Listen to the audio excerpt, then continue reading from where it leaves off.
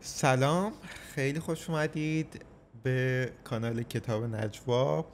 این دومین قسمت از پادکست ما هست و خب تو این قسمت هم در ارتباط با یک از کتاب‌های واقعا مورد علاقه‌ام میخوام صحبت کنم و یکی از نویسنده‌های مورد علاقه‌ام که در ادامه بحثشو خواهید دید. این قسمت هم مثل قسمت قبلی با دو کیفیت ضبط شده و علاوه کیفیت ضبط و صدا یک دست نیست، ولی از قسمت‌های بعدی دیگه این مشکل نخواهد بود. و یه توضیح خیلی مختصر بدم. خب این کتاب رمان رایش سوم از روبرتو بولانیو هست، یه نویسنده‌ای که خیلی احساس میکنم تو ایران اون چنان که باید شناخته شده نیست، ولی من خیلی دوستش دارم و این کتاب رو واقعا دوست داشتم. یکی از کتابایی که تو ذهنم تا مدت ها میمونه و به همین دلیل هم دوست داشتم که توی این قسمت راجبش صحبت کنم. دیگه برید و مرسی که میبینید و قسمت دوم از پادکست کتاب نجوا. این کتاب به نظر من میتونه یک دروازه خیلی خوبی برای ورود به کارهای بولانیو باشه. برای خوندن آثار بولانیو من خیلی پیشنهاد میکنم از این کار شروع کنید، چون همون تمهای کارهای بولانیو رو داره و به نظرم در واقع یه آشنایی خوبی، یک زمینه ساز خوبی برای ورود به جهان و ذهنیت این نویسنده هستش. خب یه توضیح راجع به خود آقای بولانیو بدم، اینکه از کجا میاد و کارهاش چه تمی دارن.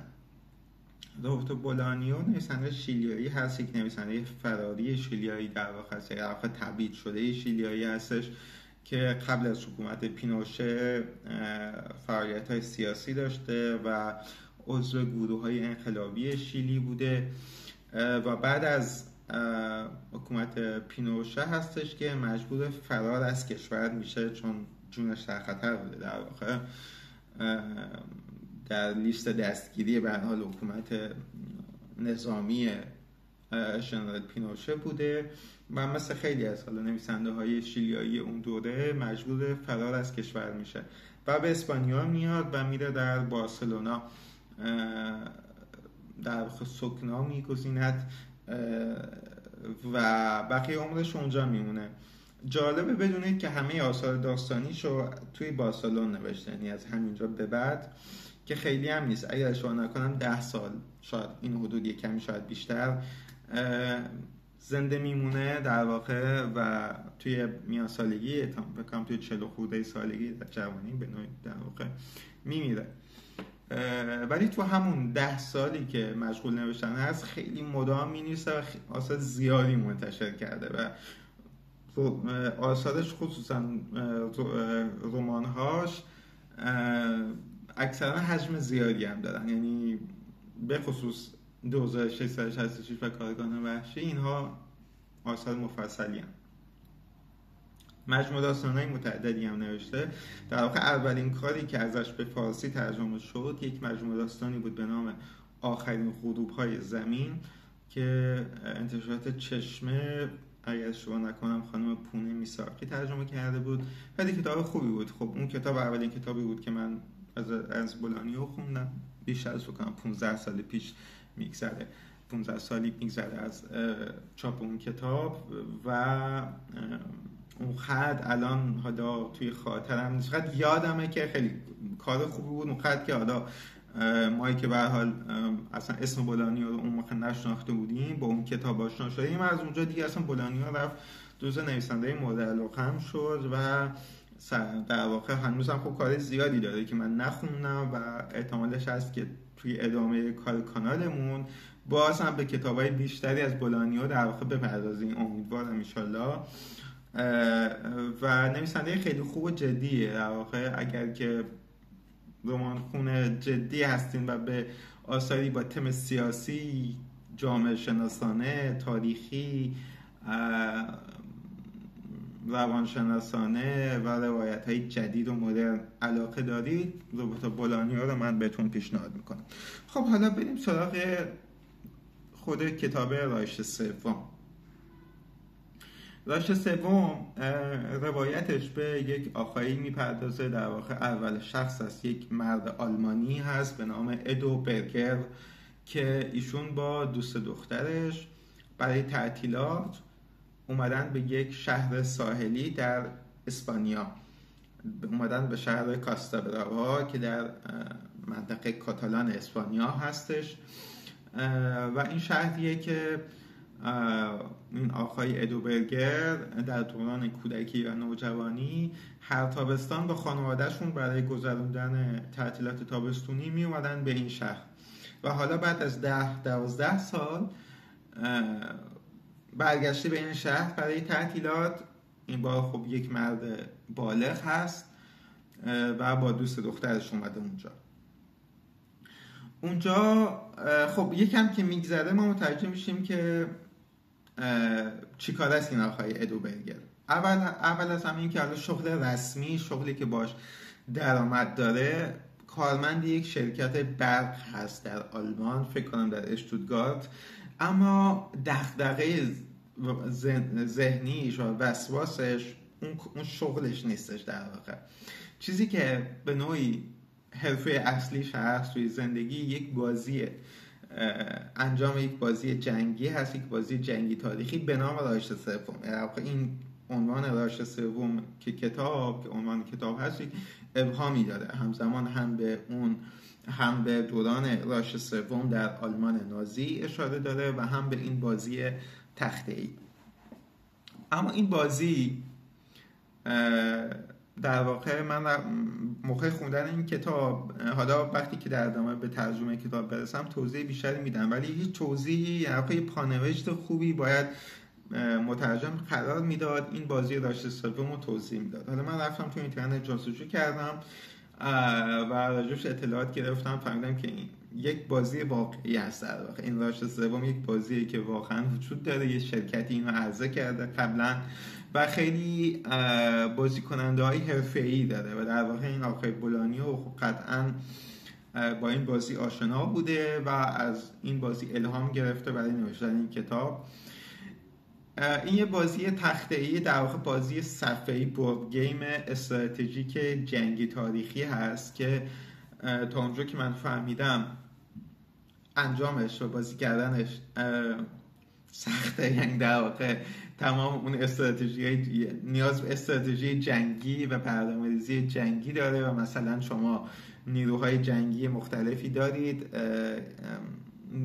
که به عنوان بازیکن توی بازی بعد اینها رو حرکت بدید، فلان ارتش رو فلان جا بفرستید، حمله کنید، پلن جنگی بچینید. این بازی پیچیده هستش. خب این بازی 2 تا بازیکن داره، یک نفر در نقش نیروهای متفقین در واقع وارد بازی میشه که حالا همون نیروهای بریتانیا، شوروی، آمریکا، فرانسه و اینها هستن و یک نفر هم در واقع میاد نیروهای محور رو که آلمان و ایتالیا و ژاپن میشن رو در واقع به دست میگیره و این بازسازی نبرد جنگ جهانی دوم هستش در واقع و هر بازیکن خب تلاش داره که این نبرد رو ببره. خب و در جهان واقعی در واقع این بازی کلی کلوب داره و باشگاه‌هایی داره، بازیکن‌های حرفه‌ای دارن که خیلی جدی اینو بازی میکنن و شخصیت راوی این کتاب یکی از اون آدم هاست و خب متوجه میشیم که این آدم در واقع توی همون تعطیلات مشغول به این بازی میشه و شروع میکنه به چیدن مهره ها روی اون صفحه بازی و داره راجع به استراتژی بازی فکر میکنه و ظاهرا در واقع یه سری مجلات هست که این در ارتباط با استراتژی بازی برای اونها مینویسه و مشغول به نوشتن مقاله‌ای میشه که قول داده واسه یک از این مجلات بفرسته که حالا تحلیل مثلا استراتژی بازی هست و اینها. در ادامه با یک شخصیت بومی اونجا آشنا میشیم که یک فردی است با ظاهر عجیب که نیمه از صورتش سوخته، خیلی شخصیت مبهمی، حتی نمیدونیم از کجا اومده، چون مشخص میشه که در ادامه مشخص میشه که ایشون مال اون منطقه، مال اون شهر، مال اسپانیا نیست، مال امریکای لاتینه. شاید مال خود شیلی باشه. در واقع هیچ وقت تو رمان مشخص نمیشه که این مال کدوم کشور امریکای لاتینه و یا چرا صورتش سوخته، ولی مشخص میشه که در واقع این یک شخصیتی که اونجا یه حالت بدون خونه حتی داره زندگی، تو ساحل میخوابه و اونجا تخته های بادی که برای شنا و موج سواری اینا هست به مسافرین کرایه میده و توی رمان بهش میگیم سوخته. در واقع شخصیت ها اون رو به اسم سوخته صدا میزنن چون نصف صورتش سوخته. و شخصیت راوی رمان آقای ادو برگر خیلی به این آدم علاقه‌مند میشه. بعضی جای به بعد شروع میکنه این بازی رو معرفی کردن به سوخته، بازی رو بهش آموزش میده، او رو دعوت میکنه به اتاقش توی هتل و اینا شروع میکنن به بازی کردن. یک نبرد بین این دو نفر شکل میگیره که بعد در واقع ادو برگر در نقش نیروهای نازی پشت اون میز میشینه و سوخته هدایت نیروهای متفقین رو به دست میگیره. و خب تا اینجا حتما شما متوجه شباهت در واقع این وضعیت با خود وضعیت جنگ جهانی دوم شدید دیگه. یعنی ایشون یک آقای آلمانی هست که میاد توی این بازی نبرد جنگ جهانی دوم رو بازسازی کنه و با همون در واقع اعتماد به نفسی که نیروهای نازی شروع به حمله میکنن به اروپا، حالا به لهستان، فرانسه، هلند و در ادامه به شوروی، و همون اعتماد به نفس وارد این نبرد میشه و حالا اسپویل نیست دیگه، این قابل پیش بینیه که نبرد رو میبازه. حالا اینکه چطور میشه که نبرد رو میبازه، خب بخشی از پیچیدگی‌های روایی کتاب هست. آیا نیروهایی خارج از پیش بینی میان به سوخته کمک میکنن؟ آیا سوخته تقلب میکنه؟ چی میشه و اینا؟ خب تو کتاب هم توضیح داده هم مبهمه. یعنی اصلا این ابهام روایی بخشی از سبک بولانیو هست و بخش از زیبایی این کتاب هست. یه ابهام ذاتی داره، یعنی فضا وقتی که خب یکم از زمان میگذره، در ابتدا خب اینا اومدن به یک شهر ساحلی آفتابی و اینها، فکر میکنیم خیلی فضا حالا آرامش بخشه و هم اومدن اینجا تفریح کنن و برن توی ساحل آفتاب بگیرن و شنا کنن و اینها. در ادامه خیلی فضا دارک میشه، خیلی فضا تیره میشه و در واقع یک سری خطرات مبهمی که اضطراب‌آمیز هستن این شخصیت درس میده و اتفاقاتی میفته که خب در یک کلام میشه گفت در واقع یکی از تمهای این کتاب مسئله خشونت هست و خشونت سیاسی، خشونت اجتماعی که به هر حال کاملا تحت تاثیر فضایی هست که از شیلی روی به هر حال این نویسنده اثر گذاشته. بخشی از این کتابی که من میخوندم ناخودآگاه یاد سری کارهای آریل دورفمان هم میافتادم، دیگر نویسنده شیلیایی که خب مشخصه دیگه. یعنی شما وقتی که تحت یک حکومت دیکتاتوری نظامی که خیلی برای خشونتاش و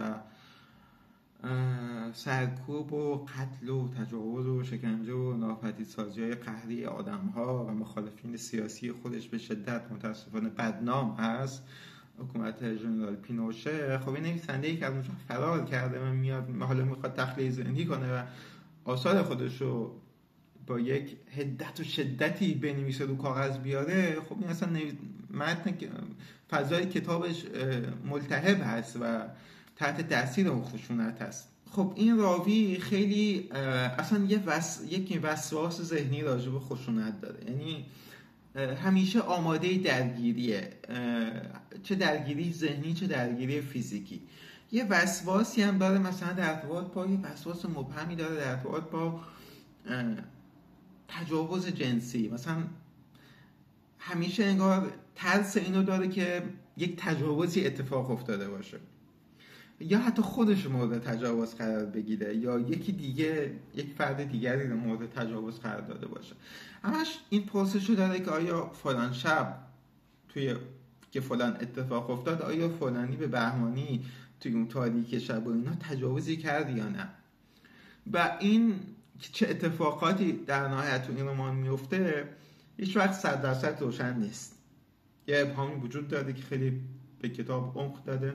خودتون باید بخونید و تجربه کنید خوندن این کتاب رو و راجعش فکر کنید. یعنی من خودم حتی متنی که راجعش خوندم هم همه اینو نوشته بودن که این اصلا یه ابهامی داره که هیچ وقت نمیتونید 100% بگید که این اتفاق افتاده و روشن نیست 100%. خب در ارتباط با حالا پرسش هایی که این کتاب پیش میکشه، یکیش خب اصلا راجبه این که اصلا راجبه نازیسم هست. در واقع جالبه که راوی این رمان بعد در انتهای کتاب بعد از اینکه شکست میخوره تو اون حالت فروپاشی که وجود داره این جمله رو بر زبون میاره که من نازیست نیستم. و در واقع شاید این گفته ندایی درونی اون ملتی باشه که شکست میخوره در انتهای جنگ، که حالا همه جور همکاریو کرده، شاید نمیتونه با خودش روبرو بشه. این یک همچین پرسش های اساسی رو هم کتاب پیش میکشه و اینکه آیا واقعا این فقط یک بازی بود یا این آقا واقعا یه بخشی از اون چرخ ماشین کشتار نازیسم آیا قرار گرفت یا نه، که به نظر من قرار گرفت. در واقع به نظرم در نهایت این بازی صرفا نمیتونه فقط یک بازی باشه و خب حالا اینا چیزایی که خودتون میتونید در واقع توی خوندن این کتاب قطعا باش رو درون میشید. حالا در کنار این خشونتی که تو این کتاب وجود داره، یک بعد تعدیل کننده هم وجود داره که به زیبایی کنار اون استفاده شده و در واقع اگر نبود شاید خیلی سنگین میشد کتاب. اون بعد یک بعد هم اروتیسیسمی هست و هم بعد عاشقانه که اون هم خب لایه‌های مختلفی داره. حالا من میخوام به یک سطحش اینجا برسم.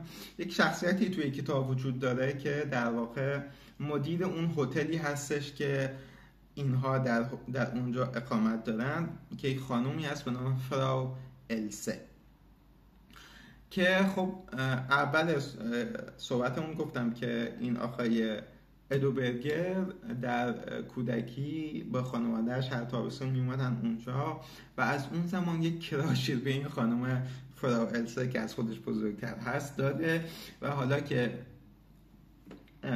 بالغ شده میاد به این هتل و دوباره این فراو السه رو میبینه و یک رابطه عاطفی بینشون شکل میگیره. خیلی اون قسمت هایی که در واقع این رابطه عاطفیه توی همه این اتفاقات توی این فضای تاریک و مهیب شکل میگیره، یک لطافت خیلی زیبایی داره که در کنار اون خشونت و فضای دارک کتاب تعدیل کرده اون خشونت رو و لطیفه. یعنی یک فضای یک لطافتی داره که به هر حال فضای روایی کتاب خیلی جذاب کرده به نظر من میخوام این یک قسمت از میخوام در واقع 2 پاراگراف از کتاب برای شما بخونم که پاراگراف اول توی برخورد در واقع همین کاراکتر کتاب با فراو السه هست و حالا پاراگراف دوم راجبه بخش از بازی راوی کتاب ادوبرگر با سوخته است. ابتدا بریم سراغ این قسمت که در واقع مربوط به بخشی هستش که این دوتا یه جای با هم دیگه تنها هستن در نیمه شب توی هتل که جای خلوتی که حالا مسافران دیگه رفتن و اینها و اینا میتونن یه خلوتی کنن و یک فضای اروتیک عاشقانه‌ای داره که زیبا است. این حالا جدا از اینکه میخوام با روایت کتاب یکم بیشتر آشنا بشین، به عنوان نمونه‌ای از ترجمه این کتاب هم میتونید به این متن توجه کنید. حالا در آخر راجع به ترجمه توضیحات بیشتری میدم. اما بریم سراغ این کتاب، این بخش. ناگهان نگاه فرا السه به انتهای راهرو معطوف شد. نگهبان در انتظار شانه‌هایش را بر دیواری تکیه داده بود. در چشمان فرا السه بارقه‌ای از امید دیدم. پیش از آن که او را به طرف خود بکشم و ببوسم و بعد از آن که مطمئن شد کسی آنجا نیست گفت تو دیوانه ای. ابتدا با زور و اصرار، بعد با رنجوری یکدیگر را بوسیدیم. نمیدانم چند دقیقه در این حالت بودیم، اما میدانم که میتوانستیم ادامه دهیم که یادم آمد کنراد پشت خط تلفن است و میدانستم که گذشت وقت مغایرت دارد با اوضاع جیبش. گوشی را گذاشتم روی گوش و خشخش در همه هزاران خط تلفن را شنیدم. بانگاه دیگر هیچ. کنراد گوشی را گذاشته بود. گفتم اونجا نیست و سعی کردم او را با خود به طرف آسانسور بکشانم. السه با یک لبخند زورکی دست رد بر سینه‌ام زد. نه اودو، شب بخیر. اصرار کردم که با من بیاید، گرچه در واقع چندان هم مطمئن نبودم. فرا السه حالتی به خود گرفت که در آن لحظه نفهمیدم. حالتی خشک و رسمی که نگهبان را واداشت بیاید و بین ما بایستد. بعد السه با لحن دیگری شب بخیر گفت و رفت به سمت آشپزخانه. نگهبان شب گفت عجب زنی و به پشت پیشخوان رفت که شورا گشود و به دنبال مجله پرنوش گشت. تا همینجا نگه داریم. این قسمت خب خیلی دوست داشتم، از یکی از اوجهای عاطفی کتاب هستش. داشتم به ترجمه چیزی بگم. خب مترجم این کتاب خانم رباب محب هست. مترجم در واقع پرکار و پرتجربه‌ای هستش. خب در واقع سن و سالار هم هستن ایشون و خب سالا تجربه دارن. من خیلی ترجمه کتاب رو علاوه لحن دوست داشتم. پس هم کتاب راحتی نیست برای ترجمه و از عهده بر اومده. مرسی ازش که کار ترجمه کرده. من این ترجمه رو کاملا پیشنهاد میدم. ولی یه نکته عجیبی داره اون ترجمه، اون هم توی ضبط اسامی این کتاب عجیب، یعنی یه سری عجیب نوشته شده. مثلا اسم دوست دختر این آقای ادوبرگر ایندبورگ هست، یه اسم کاملا آلمانی، ایندبورگ یا ایندبورگ.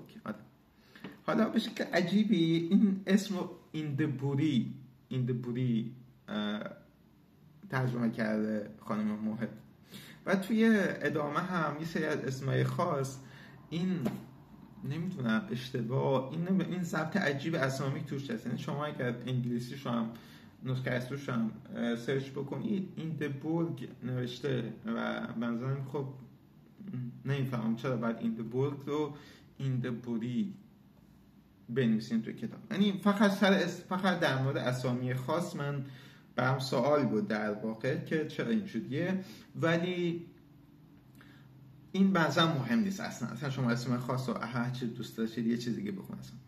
یعنی بگین اینجا بود گرچه مهم لحن کتاب هست. مثلا بار روایی کتاب خیلی لحنش مهمه. یعنی شما همین پاراگراف رو یه جور دیگه بنویسید اون لطافتش در نمیاد. من اصلا خیلی خوب در آورد. یعنی من نمره خیلی خوبی به ترجمهش میدم. میخوام یه بخش دیگه ای از ترجمه بخونم ببینید حالا شما این لطافت این بخش رو در نظر بگیرید چقدر لطیف و اروتیک و عاشقانه بود و حالا مقایسه کنید با این بخش که در واقع پاراگراف خیلی کوتاهی هست، مربوط به بازی هستش که راوی با سوخته داره انجام میده و توضیح میده و این. حالا ببینید این چطور هست. امروز سوخته خیلی زودتر از معمول می آید. منتظر نمی شود به استقبالش بروم. به تنهایی بالا می آید. در باز می شود و در آستانه در مانند شبهی پاک شده با پاک کنی ظاهر می شود. به دامادی می ماند که به جای دست گل کپی ها را بر سینه فشرده. منظورش چیزی کاغذی از قبل توضیح داده. پلن‌های استراتژیایی است که میخواد بر اساسش حمله کنه که اونها کپی گرفته و اینها. به زودی به دلیل این تغییر پی میبرم. ابتکار عمل حالا دست اوست. تهاجم ارتش شوروی در منطقه بین دریاچه اونکا و ساروسلاو صورت میپذیرد. قوای زرهیش مرا در جبهه هگزای ای 48 در هم میشکند. و با موفقیت به سمت شمال به طرف کارلیا ادامه می‌دهد. در دروازه‌های ولگودا 4 یکان پیاده نظام آلمانی را پشت سر می‌گذارد.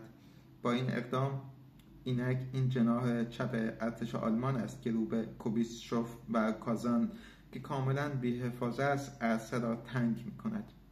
و به همین شکل ادامه میده. شما ببین این لحن یه لحن گزارش جنگیه، چقدر متفاوته با اون لحن قبلی. بعد این دوتا کنار هم توی تقریبا سراسر رمان هست. خیلی بنظرم در واقع یک همنشینی زیبایی کنار هم دیگه قرار داده. خب من میخوام بحث کتاب رو ببندم. خیلی این کتاب میشه توی حالا این که حرفش هست و چی میخواد بگه و اینا عمیق‌تر شد، اون دیگه به نوعی عهده خودتون هستش که حالا اینکه خودتون کتاب بخونید و راجع به کتاب بخونید و اصلا راجع فکر کنید، ببینید که اصلا وسیله ذهنی راوی برای این بازی عجیب غریب از کجا میاد و معناش چی هستش. خب یه توضیح بدم راجع به چاپ این کتاب. من این نسخه‌ای که از کتاب دارم چاپ اول کتاب هست زمستان 1401، ترجمه رباب محب، انتشارات عاده. نمیدونم آیا این کتاب تجدید خورده یا نه. حسم اینه که شاید تجدید چاپ نخورده باشه، امیدوارم تجدید خورده باشه، ولی حسم اینه که تجدید نخورده باشه و همین یک چاپ ازش باشه. اگر تونستید کتاب پیدا کنید مثلا میتونید، در واقع من سرچ کردم توی ایران کتاب بودش و میشد این کتاب رو خرید.